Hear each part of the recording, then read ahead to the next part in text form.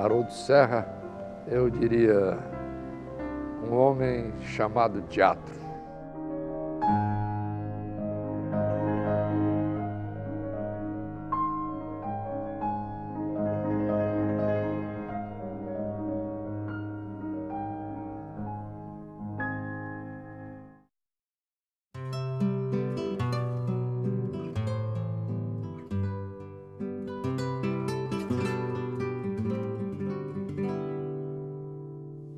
Aqui a minha mãe e a minha tia Tássia, elas foram amigas da Raquel de Queiroz. E aqui, rapaz, é uma foto raríssima. É minha primeira comunhão, ó. Eu e minha irmã, Maria do Socorro. Eu nasci na cidade de Tamboril. Então, a minha família, por parte da minha mãe, é de Tamboril, que era Maria Cavalcante Serra, se dedicou sempre à família. Meu pai, Francisco Soares Serra, era de Itauá. Em Tamboril eu tinha um tio chamado Franco, tio Franco, que tinha morado em Manaus na época da borracha, onde o Teatro Amazonas, um dos mais bonitos do Brasil, que eu tive a honra, inclusive, de trabalhar, eles contratavam óperas, operetas e espetáculos da Europa que vinham especialmente para Manaus. Não ia para o Rio, São Paulo, depois não. Então, esse meu tio, que foi inclusive depois um animador cultural lá em Tamboril, ele assistia tudo isso. E à noite, sempre antes de dormir, ele me contava as histórias desses espetáculos que ele tinha visto. Eu acho que isso deu uma influência muito grande.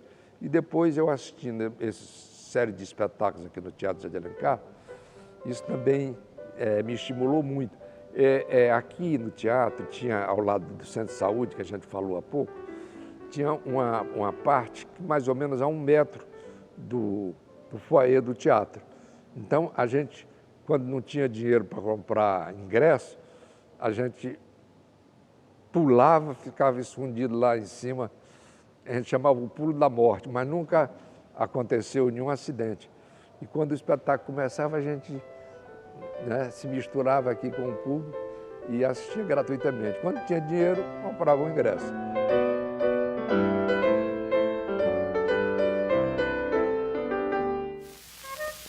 Na inauguração da Rádio Iracema, isso era na rua Barão do Rio Branco, esquina de Guilherme Rocha, inaugurou no ano de 1950.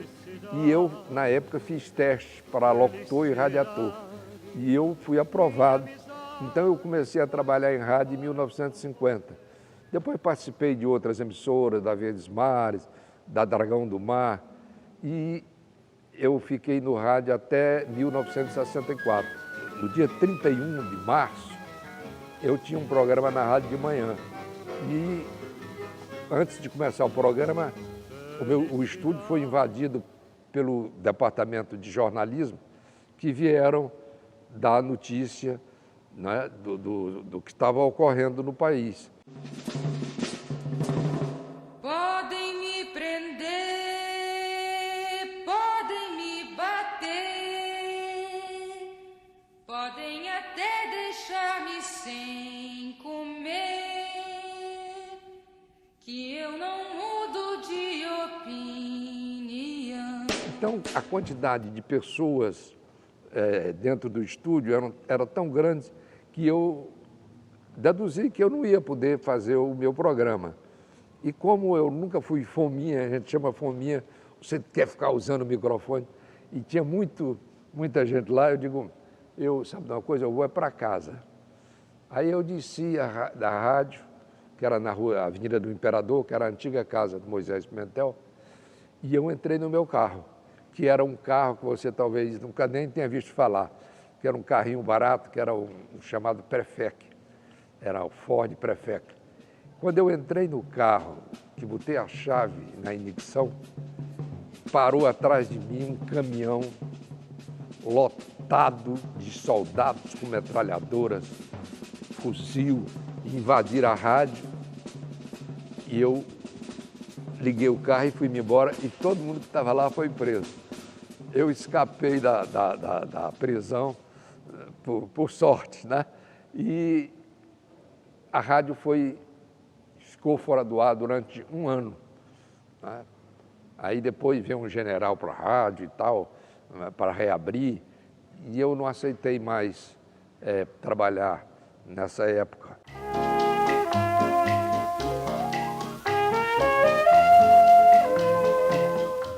Em 1952, em novembro, começou tudo.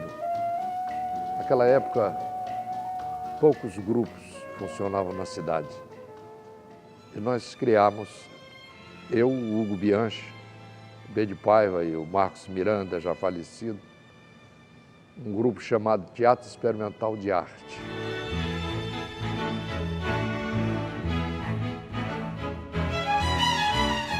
Qual é a peça que nós vamos estrear?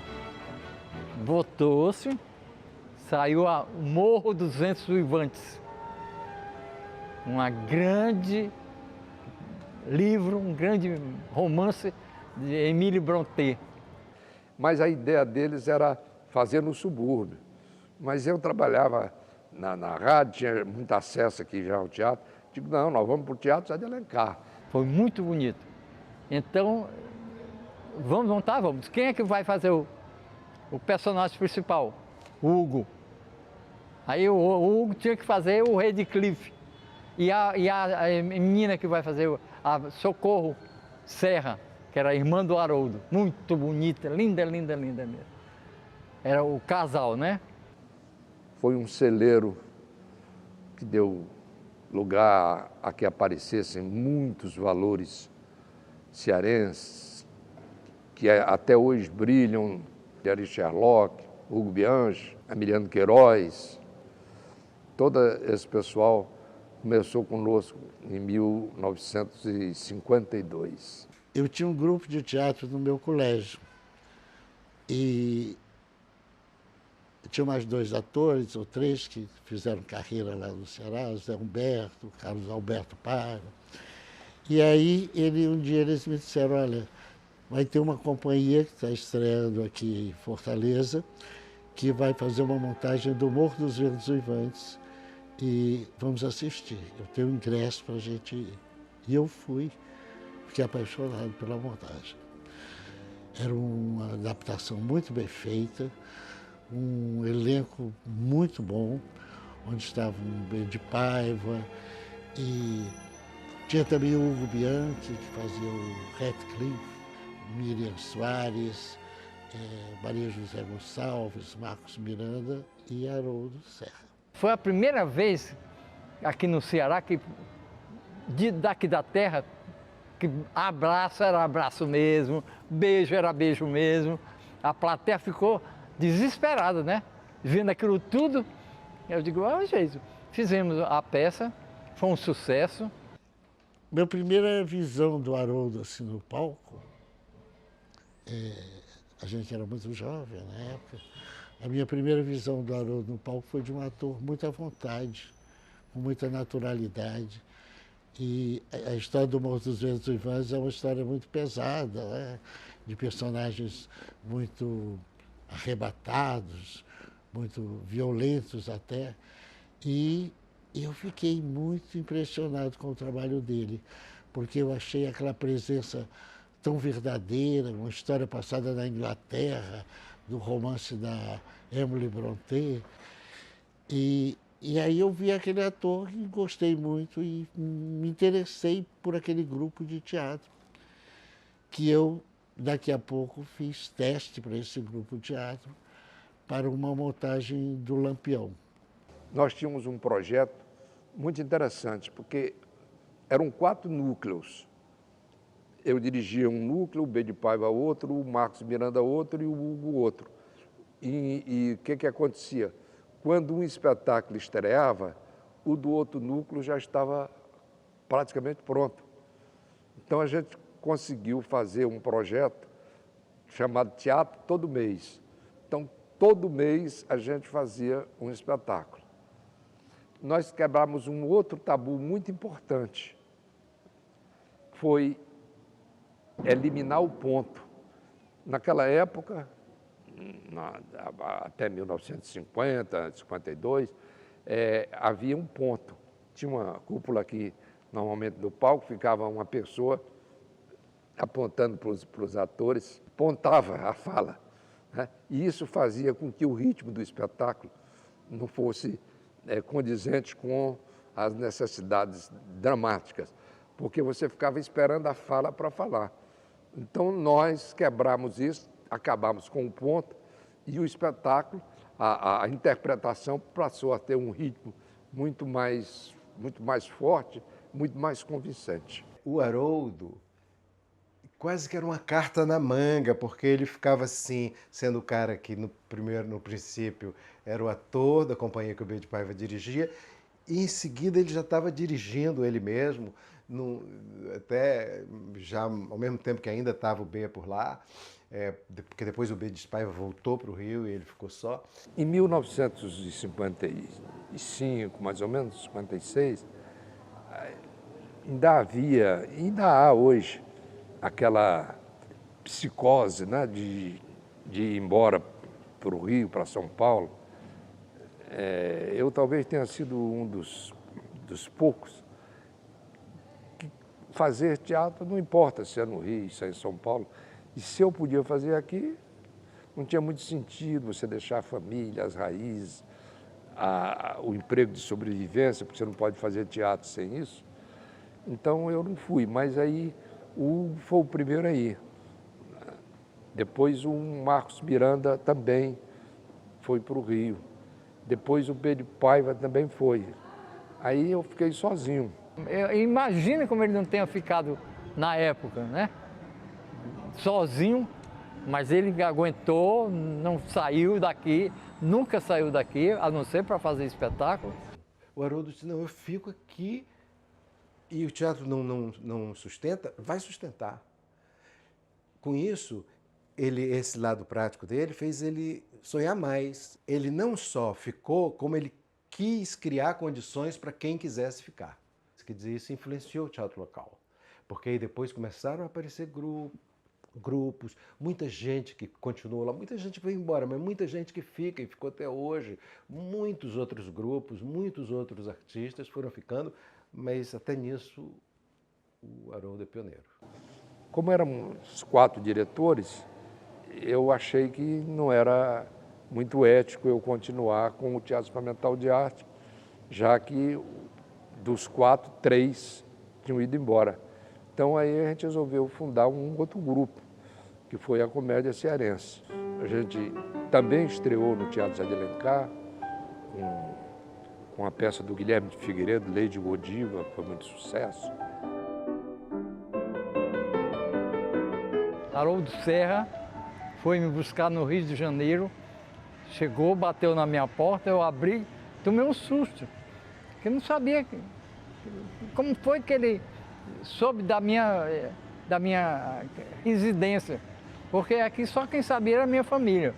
Então ele disse para mim, eu vim lhe buscar. Vem me buscar, eu estava trabalhando com o Walter Pinto, Carlos Machado, que era o rei da noite lá, e com Abraão Medina. Então eu digo, eu não posso ir, Haroldo, porque eu estou aqui trabalhando com esse povo, e é tudo carteira assinada. Não, você tem que dar um jeito, você tem que ir, porque nós estamos montando a Valsa Proibida, do Paulo Barroso, e você tem que ir, porque só é cearense. Assim foi. E ensaiamos tudo, e foi muito bonita a estreia com o presidente da República, que nesse tempo era o Castelo Branco. Ele veio aqui assistir a estreia, e o Flávio Febo, o cenário de Flávio Febo, o guarda-roupa de Flávio Febo, foi muito bonito. E foram dois meses de apresentação aqui no teatro. Só tinha segunda-feira de folga e casa cheia. Posteriormente, o Orlando Miranda, que era o diretor do Serviço Nacional de Teatro, assistiu em Fortaleza o espetáculo. Então foi criado no Rio, que também só durou um ano, uma versão de um projeto chamado O Mês da Ópera. E nós fomos para o Rio, inclusive na época com o saudoso e experiente maestro Mozart Brandão. Nós fomos para o Rio e fizemos no Mês da Ópera. Interessante que, por exemplo, todos os outros estados, todos os outros grupos que se apresentaram, eles levavam trechos de operetas, trechos de óperas, mas o único grupo que levou um texto completo foi a Comédia Cearense com a Valsa Proibida. Uma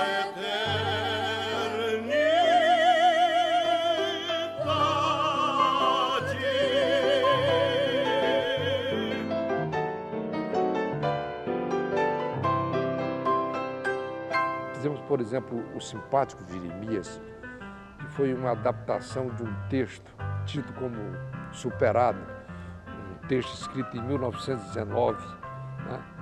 Então eu fiz uma adaptação, uma atualização. O espetáculo teve uma repercussão muito grande. E aí eu achei que estava na hora da gente ter uma participação nacional num festival de teatro. Nessa época estava começando o festival hoje internacional de São José do Rio Preto, São Paulo, e a gente foi como espetáculo. A surpresa deles foi muito grande, porque um grupo do Ceará nunca tinha ido, um grupo do Nordeste, então eles estavam muito preocupados com a qualidade, e a gente fez um bate-papo com o elenco para ninguém falar do sucesso da peça e tal. Porque quando você começa a prometer muito, né, o sujeito também cobra mais. Quando você diz, não, a gente fez, lá deu certo e tal. E realmente foi uma surpresa muito grande. Para você ter uma ideia, dos 12 categorias de prêmios, a Comédia Cearense ganhou 9. Melhor espetáculo, melhor diretor, melhor ator, melhor atriz coadjuvante. Foram 9 prêmios que nós ganhamos no festival.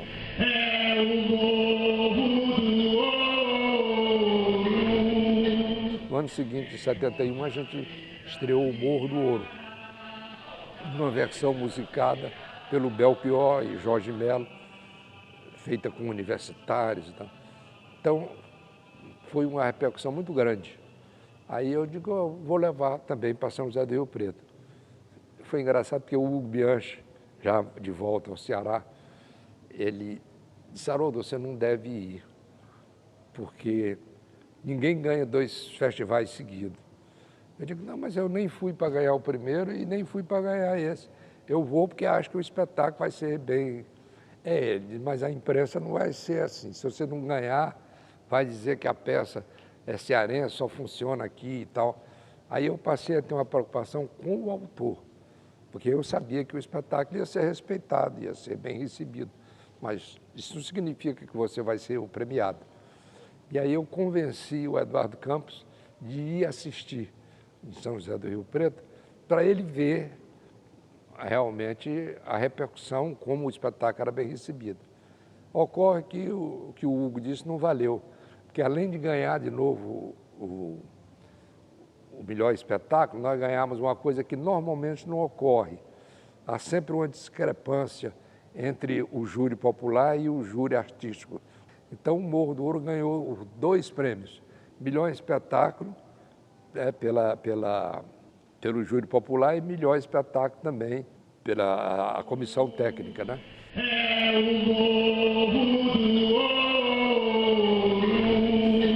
Aí depois a gente foi com A Rosa do Lagamar. Para você ter uma ideia, nós temos no livro publicado essa crítica, um espectador, porque em São Paulo há muito isso, você interfere às vezes no espetáculo, fala, e um espectador levantou-se e gritou, finalmente um bom espetáculo.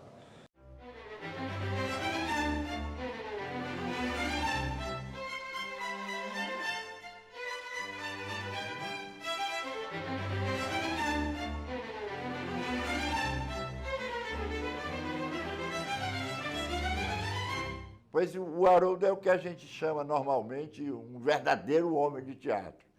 Eu acredito que a comédia cearense, resume a história do teatro no Ceará, e essa comédia cearense já fez as maiores e melhores produções. A comédia cearense eu reputo que é uma das mais importantes, eu acho, do Brasil, pela sua longevidade, pelo que ela fez pelo teatro. Teatro, né, o drama, a comédia, a tragédia, o infantil, pelo que ela fez, pelo público que ela formou. Eu acho que é uma das coisas mais importantes, né, que nós temos em termos de arte. Né, é uma coisa sublime até. Tanto o teatro nordestino, a linguagem nordestina presente, como os grandes clássicos presentes, né, como também eu acho que eu levava meus filhos para uma pleiade de teatro infantil, várias adaptações. Ele montava desde uma comédia de boulevard,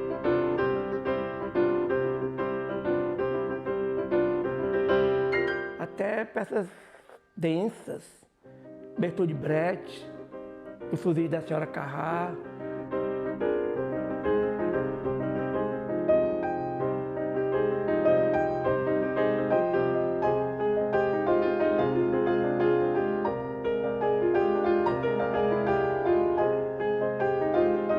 A Mente Capta, do Mauro Razzi, é um espetáculo que eu tenho realmente muito boas lembranças, porque eu fiz o cenário, foi um cenário em que eu tive assim, mais liberdade, é um espetáculo que aborda a psicologia, é uma psiquiatra muito maluca, muito doida, né?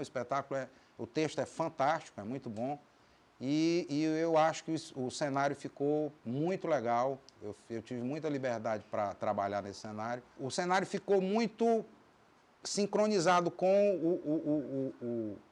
o cerne, né, do texto, da encenação. Eu gostei muito, é um espetáculo que me ficou na lembrança assim, muito, e fez muito sucesso. O público, né, aplaudia de pé no final, gostava muito. A mamãe teve um desempenho fantástico, né, como a doutora Rosa Cruz, que é uma antipsiquiatra muito doida, né? Eu acho que foi um espetáculo realmente que me marcou muito.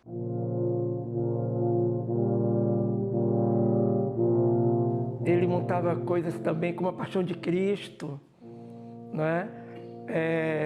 Ele buscava o gosto comum, né? O gosto do público. Eu chamo o teatro de um tripé, né? É público, autor e ator.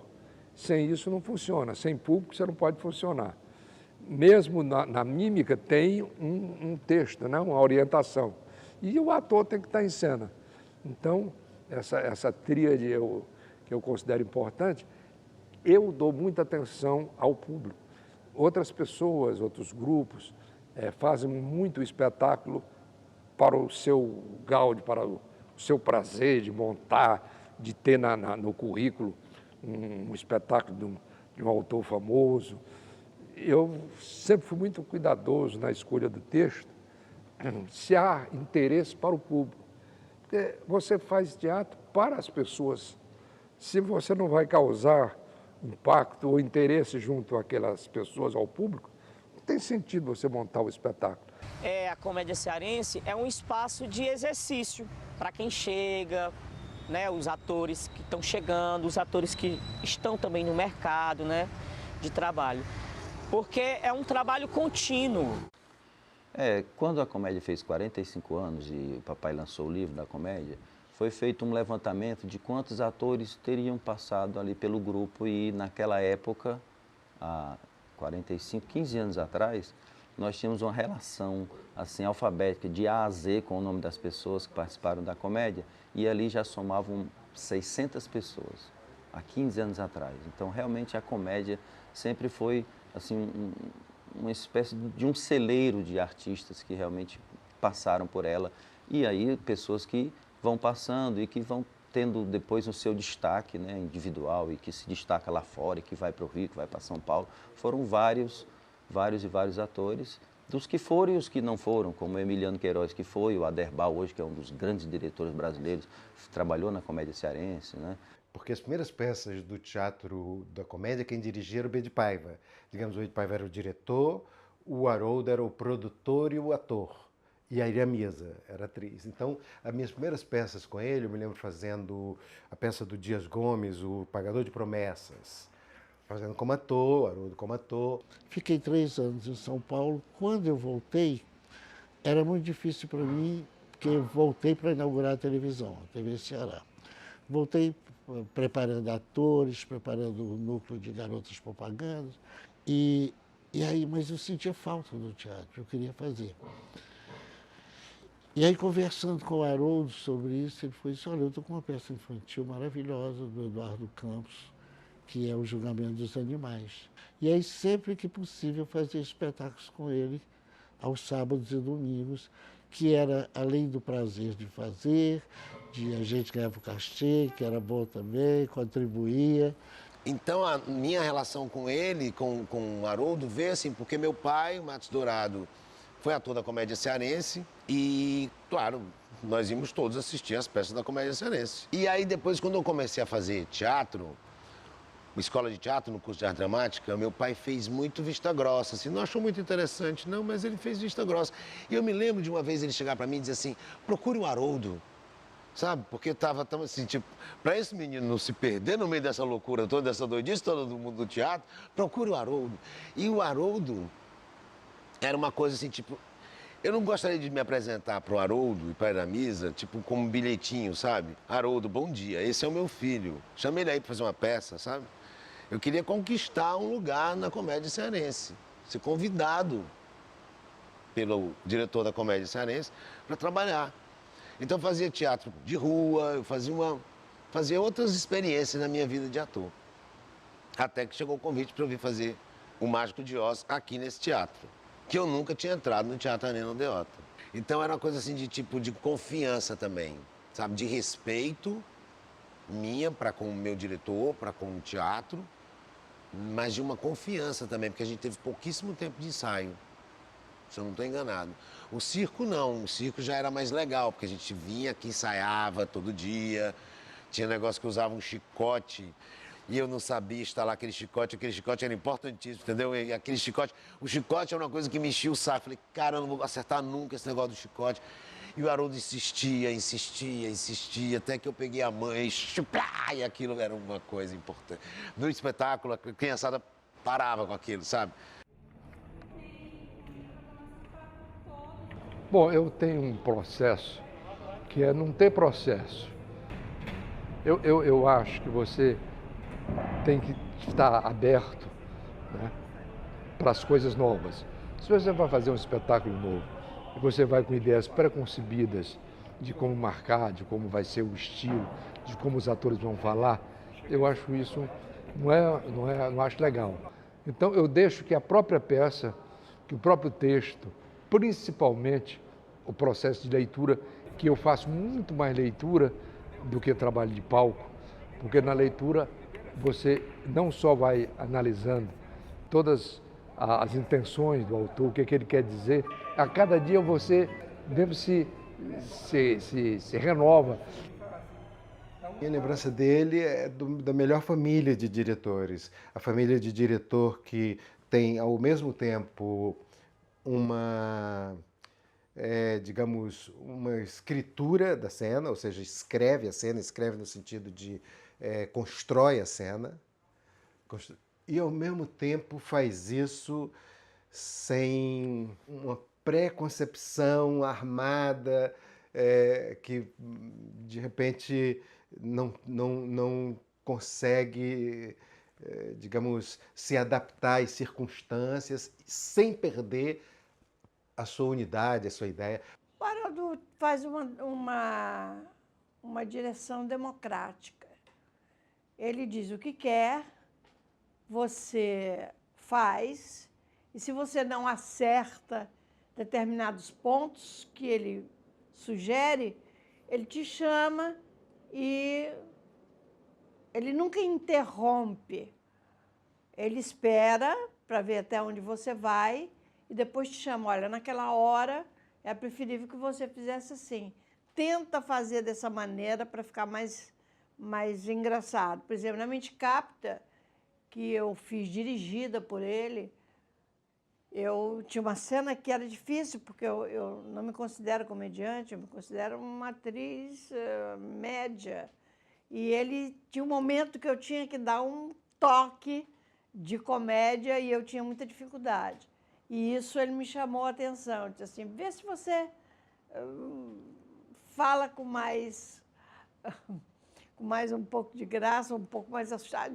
Arranja um jeito de dizer isso. E fomos adiante, né? Nos Trilhos da Paixão, que é um espetáculo de 2001, Os Trilhos da Paixão é um espetáculo do Caio Kinderé, em que eu tinha que interpretar um personagem que teria que ter 60 anos. E eu não tinha 60 anos, eu tinha lá para os 28. Eu disse, como é que eu vou fazer esse personagem que tem 60 anos? E eu fiquei meio intrigado, poxa, eu não tenho 60 anos e vou fazer esse homem que espera uma amada numa estação de trem por 30 anos. Aí ele disse, não, Lúcio, a gente vai apenas ilustrar, né? Ilustrar no sentido de encenar, né? E ele cuidou dessa ambientação. Meu timbre de voz, eu tenho um timbre um pouco agudo, ele procurou descer o meu timbre de voz, ficar uma voz mais peitoral. E eu fui me deixando. De antemão a gente acha estranho, porque é um processo. E depois você vê o resultado, que ele estava querendo que a minha voz descesse um certo timbre, né? E aí a gente conseguiu. Ninguém compete com o Haroldo. A gente está indo, ele já está voltando, ele já sabe o que quer fazer, ele já sabe onde quer chegar. Preciso chegar ali, mas o ator que eu tenho e junto com aquela atriz e essa circunstância me levam a chegar ali de um jeito que eu vou estudando e construindo durante no período do ateliê. O ateliê são os ensaios, que nem um pintor. Eu sei que quadro eu quero pintar, mas aqui, se eu botar um vermelho aqui, vai melhorar. E não vou, entendeu? Enfim, acho que o Haroldo tem isso. O Haroldo é um diretor com essas virtudes. A personalidade dele, eu fui muito impregnado dela, como uma coisa que ensina você coisas de qualidade em relação ao ser humano, que eu acho que isso é indispensável no aprendizado e no desenvolvimento de um ator.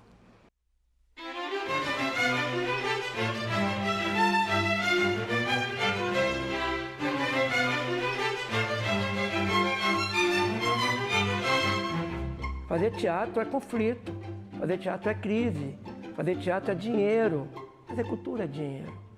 Então ele driblou todas as dificuldades, todas as crises econômicas e sempre teve um espetáculo em cartaz. Tem a frasezinha, a dor que ensina a gemer. Né? Exatamente a falta de recursos nos grupos, e principalmente no tempo do Teatro Experimental e mesmo na Comédia Cearense, fazia com que a gente mesmo fizesse a divulgação, a gente mesmo desenhava o programa, né? A gente, e com o meu lado publicitário do tempo da rádio, que eu criei muitos slogans, isso eu aproveitei para o teatro. A gente fez teatro a preço de cinema, um ingresso, 2 pessoas, né? Pague o que quiser, você assistiu o espetáculo e no final tinha uma urna e ele depositava uma quantia. Algumas pessoas surpreendem, botavam realmente uma quantia, às vezes elevada, outros botavam um pouquinho, uma moeda, uma coisa, mas o que a gente sempre achou importante era encontrar uma forma de interessar o público, né? De fazer com que o público participasse. E simplesmente você anunciar um nome de um espetáculo, a não ser que, no caso de um artista global, de uma coisa, é difícil você... e a Comédia Cearense conseguiu criar um público. Isso teve uma dimensão muito grande, um impacto muito grande no público e a companhia foi se fortalecendo. Quer dizer, não existe teatro sem público, não é? A Comédia Cearense viveu tanto tempo porque ela teve sempre um público. Nós sempre teve pessoas seguindo a Comédia Cearense, nos vários momentos da Comédia Cearense. Depois, assim, as peças faziam um fim de semana. O Haroldo dizia, não, vamos fazer temporada. que nem no Rio, que nem em São Paulo, vamos fazer temporada. Aí a gente fez, sei lá, mais de uma peça que ficava em cartaz. Me lembro Armadilha para um Homem Só, e outras peças assim que a gente fez, Lei do Godiva, tudo temporada. Essa periodicidade, não é que é de grande importância, não é para se fixar uma companhia, para se fixar uma história, principalmente uma história do teatro cearense. Nós estamos hoje, em 2017, faltando 3 espetáculos para a Comédia Cearense completar 100 espetáculos, entre adultos e infantis. 100 espetáculos em 180 montagens, porque tem espetáculos que já foram montados em vários anos.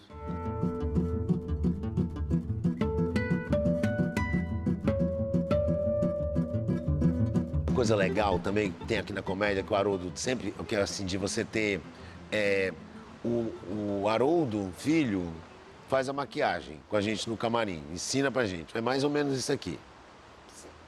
Telas, a gente pintava telas assim, na nossa... E aí a gente aprendia e fazia. A Iramisa sempre tinha alguma coisa a ver com figurino, sempre. Entendeu? O Haroldo estava em cena com a gente, às vezes o Haroldo. Então era essa união, sabe, que eles já têm, porque vem de casa, e eles são generosos porque cabe mais, sabe? Vem que cabe.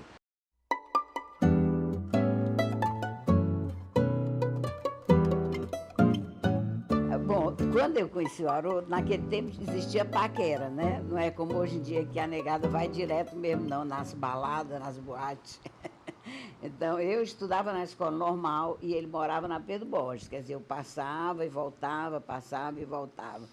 Tinha também uma avenida da Lagoinha, que as moças do meu tempo iam patinar, iam andar, os cadetes do Colégio Militar vinham passear lá e tudo. E o Haroldo, então, começou a andar para o meu lado lá, para o meu lado.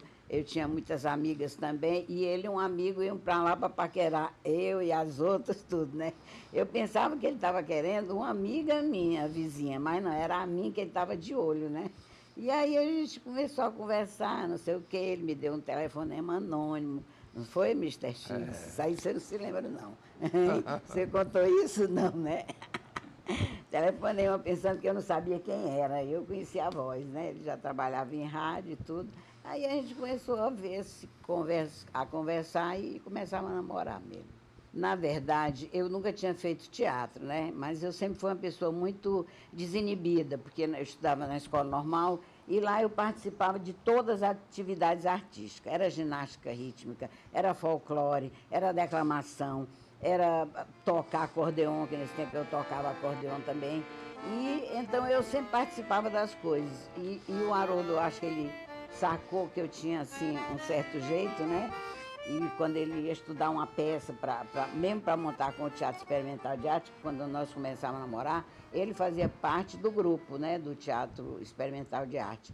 E aí eu lia com ele, ajudava e tudo. Fiz até uma novelinha escondida da minha mãe, eu disse que ia estudar na casa de uma amiga, que era pertinho, mas participei de uma novelinha durante o dia mesmo, que a gente levava, não sei se era, nem era gravado, era ao vivo, na né? Rádio Iracema era. Era na Rádio Iracema. E aí ele definiu qual era a peça que ele ia fazer, isso depois que ele saiu do Teatro Experimental, fundou a Comédia Cearense, né? No primeiro espetáculo eu não trabalhei, não tirei a permissão também para trabalhar, e nem tinha experiência nenhuma, que ele fez Lei de Godiva, foi com Palmeira Guimarães e a Glice Salles. Já no outro espetáculo, que ele escolheu A Canção Dentro do Pão, comecei a ler com ele, na calçada, a gente estudava o texto, ele me orientava e tudo. Isso sem a minha mãe nem imaginar que eu ia fazer teatro. Era quando foi assim, faltando começar os figurinos, etc. Aí ele disse, bom, vai ter um problema com a menina que ia fazer a peça, o jeito é a Iramisa fazer. A essa altura a gente já estava noivo de aliança, né? Minha mãe disse, epa, não vou acabar esse casamento, não. E aí estreamos em abril e em junho nós casamos. Então eu caí na vida de teatro por causa dele.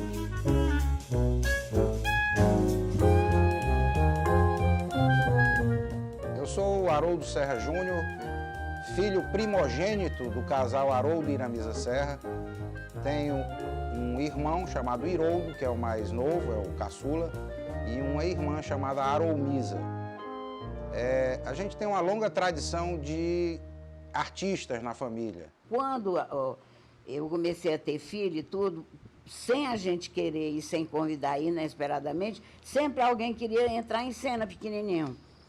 Aí entrava com 2, 3, 4 anos, entrava um para fazer um bichinho, um animalzinho, ou a Arolmisa dançava na floresta, no meio das flores, que ela fazia balé também.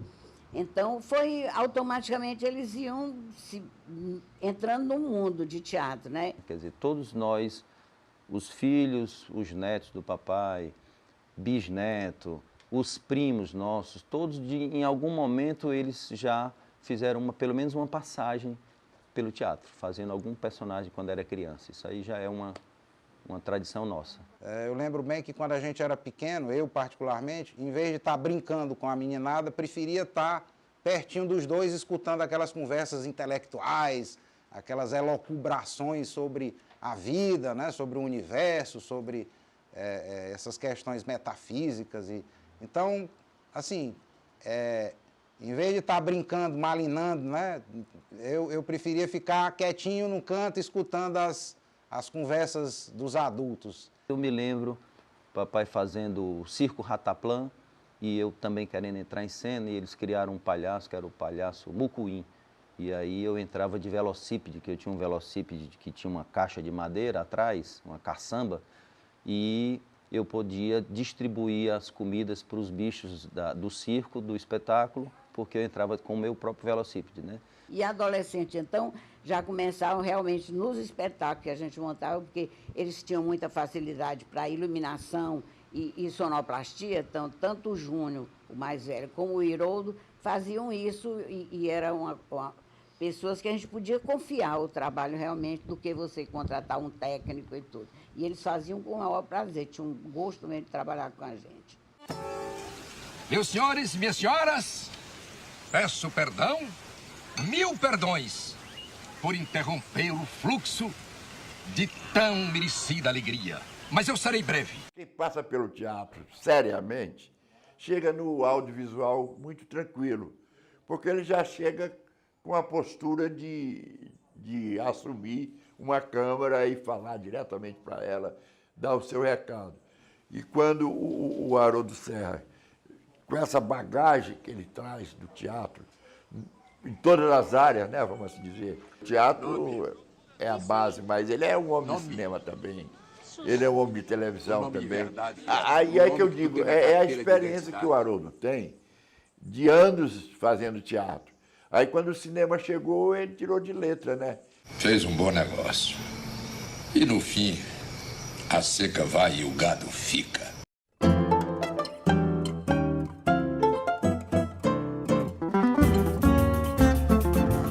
Eu entendo que conhecimento não é para ser guardado. É fundamental que a gente transmita para os outros as nossas experiências, principalmente para aquelas que não têm acesso à cultura, as pessoas de baixa renda.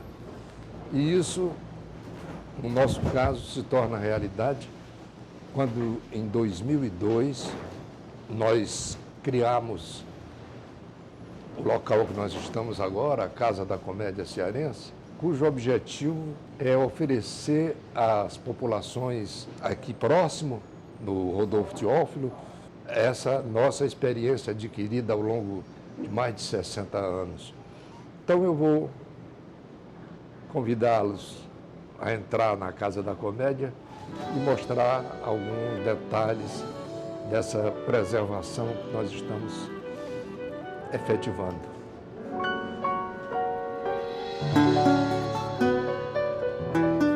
Aqui nós estamos na sala de recepção.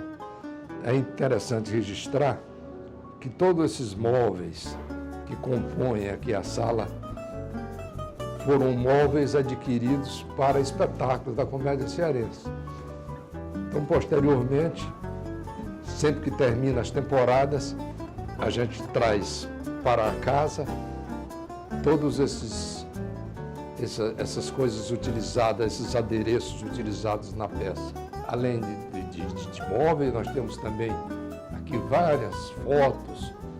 Todos os espetáculos são registrados, porque como o Ceará é um estado que não tem uma preocupação pela memória, a comédia cearense, desde 1963, entendeu que todo o seu trabalho seria registrado para que as pessoas que tentassem saber sobre como era o teatro do Ceará nesse período, tenha a oportunidade de conhecer.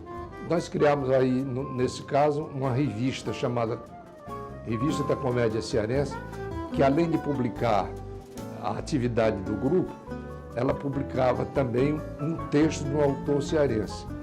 Eu vou mostrar a vocês aqui a nossa biblioteca. A biblioteca que a gente denomina em homenagem ao Marcos Miranda, que foi um dos fundadores do Teatro Experimental de Arte. Nós temos, por exemplo, aqui uma raridade, que é uma coleção completa da revista da SBAT, que é a Sociedade Brasileira de Autores Teatrais, que publicava tudo sobre o Brasil, inclusive sobre a comédia cearense, e publicava sempre um texto de um autor brasileiro. Aqui também a gente pode fazer um registro de destaques do Grupo Balaio, que criou esse destaque do ano. Então, aqui tem para atores, para diretor, para espetáculos da comédia cearense. E aqui nós temos também uma galeria aqui para exibir os prêmios que a comédia cearense ganhou em festivais nacionais. Esse aqui é o prêmio Arlequim, ganho com a peça O Simpático Jeremias, do Gastão Tojeiro, no Festival Internacional de São José do Rio Preto. E aqui do ano seguinte, a gente também ganhou novamente o Arlequim com a peça de Eduardo Campos, que é o Morro do Ouro. E aqui uma homenagem muito especial. A Sala Flávio Febo, que foi, sem dúvida, um dos mais importantes figurinistas e cenógrafos do teatro brasileiro. Morava em São Paulo, onde ele era decorador, mas ficava muito feliz quando executava, quando desenhava, quando criava cenários e figurinos para a comédia cearense. E aqui nós fizemos uma sala em homenagem a ele, nós temos vários documentos. O Flávio, inclusive, nos ajudou muito do ponto de vista estético dos espetáculos apresentados pela comédia, porque você tem que enfrentar as dificuldades, os obstáculos, para poder realizar o espetáculo como ele merece, como ele pede. Rapaz, eu acho que talvez os figurinos da Valsa Proibida e da Viúva Alegre, que são operetas internacionais, exigiam, né, não só um cenário, mas como um figurino adequado à época. Todos. Por sinal, a segunda peça que a comédia cearense realizou também foi uma peça de época, uma peça, uma canção dentro do pão, de um autor brasileiro cearense, Raimundo Magalhães Júnior. Essa peça é uma visão brasileira de como se passou a Revolução Francesa, né? E nós montamos esse espetáculo, também foi muito complicado, porque foi a primeira vez que a gente teve que usar perucas especiais, fazer figurinos que a gente não tinha experiência, e nem ainda o apoio do Flávio. Foi um trabalho meu e da Iramisa, mas teve um resultado muito bom e isso incentivou a gente continuar se preocupando com a estética do espetáculo. Atualmente, o Iroldo está cuidando, tendo maior trabalho com a casa. E além da preocupação artística, o Iroldo é muito preocupado também com árvores, com plantações. Então a gente terminou, ele inclusive, terminou fazendo um verdadeiro sítio aqui no espaço de terra que sobrava, né? Bananeiras, né? Flores, né? Jardins, inclusive ele está ali, o Iroldo. Usou-se mais entoar essas indígenas. Puxei. Então é aqui nesse espaço que a gente promove, ao término de cada curso, de cada grupo, de cada turma de alunos, a gente promove uma prova pública, onde não só os familiares dos alunos, como os moradores do entorno aqui do Rodolfo Teófilo, são convidados para assistir gratuitamente os espetáculos que são apresentados aqui. Tudo tem um começo, né? E o começo é no começo, é no jovem. Né? É evidente que depois, esses jovens se tornam adultos e muitos deles continuam a fazer arte. Engraçado que eu cheguei aqui, esse era o horário que eu costumava fazer teatro logo no começo de tudo. Um ensinamento que ele me passou para bastante gente também, é que a gente tem que estar em constante desenvolvimento. Se tá bom, faz de novo que vai ficar melhor. E bater sempre nessa de que sempre pode estar melhor, sempre pode estar melhor. E repetir, e ensaiar, e se preparar cada vez mais. Então a gente também tem essa junção do jovem e eu diria até do idoso, porque eu estou incluído aí, porque eu continuo dirigindo e continuo também atuando em cena, com mais devagar um pouco, mas continuo.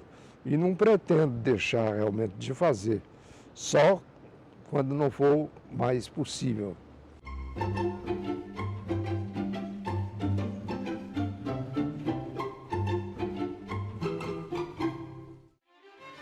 Eu acho que o Haroldo tem uma força muito grande. Ele tem uma força muito grande aqui no teatro. O Ceará, quando contar a história do teatro cearense, quando um dia alguém fazer o livro do Teatro do Ceará, o Haroldo naturalmente vai preencher muitas páginas, porque ele não só produziu, ele atuou, ele fez grandes personagens. Eu tenho uma relação com ele de filho mesmo, sabe? Tem essa cara de pau de dizer isso. Me sinto filho do Haroldo e da Iramisa, irmão do Iroldo. Ele é mais que um diretor, é um pai, é um amigo, é um profissional em que eu me inspiro bastante. Haroldo, este homem não para, Fernanda, e não pode parar. Não pode parar. Tem esse veneno do teatro que não deixa parar, que tem gente que diz assim, não, quando eu me aposentar, não sei o que e tal. Não quer saber, e o Haroldo é bem um exemplo disso, ele não quer parar. A vida dele foi isso aqui, foi o teatro. E não vai parar nunca, não vai parar nunca. Esse tá na cara, tá escrito aqui, para sempre, teatro.